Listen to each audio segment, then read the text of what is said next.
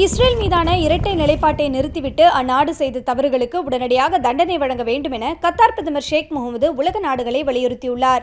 Qatar மீதான இஸ்ரேலின் தாக்குதலை கண்டித்து இன்று அரபு மற்றும் இஸ்லாமிய நாடுகளின் தலைவர்கள் கத்தார் தலைநகர் தோஹாவில் அவசர மாநாட்டில் ஒன்று கூடுகின்றனர்.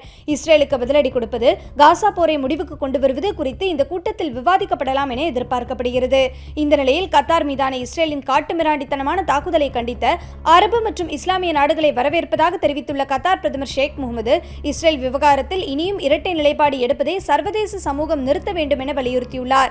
இஸ்ரேல் இதுவரை செய்த தவறுகளுக்கு பொறுப்பேற்க செய்து அந்நாட்டின் மீது உரிய நடவடிக்கை எடுக்க வேண்டும் என்றும் கத்தார் பிரதமர் அழைப்பு விடுத்துள்ளார். காசாவில் தொடர்ச்சியாக இனப்படுகொலை செய்து பாலஸ்தீனியர்களை அவர்களின் சொந்த மண்ணில் இருந்து வெளியேற்றி துடிக்கும் இஸ்ரேலின் முயற்சி ஒருபோதும் வெற்றியடையாது என்றும் ஷேக் முகமது தெரிவித்துள்ளார். காசா போரை முடிவுக்கு கொண்டுவர அமெரிக்கா மற்றும் எகிப்துடன் இணைந்து பல முயற்சிகளை கத்தார் முன்னெடுத்து வருகிறது. ஆனால் அமைதி பேச்சுவார்த்தைக்கு முன்வரும் ஹமாஸ் தலைவர்களை ஒவ்வொரு கட்டமாக இஸ்ரேல் படுகொலை செய்வது பெரும் பின்னடைவை ஏற்படுத்தியுள்ளது.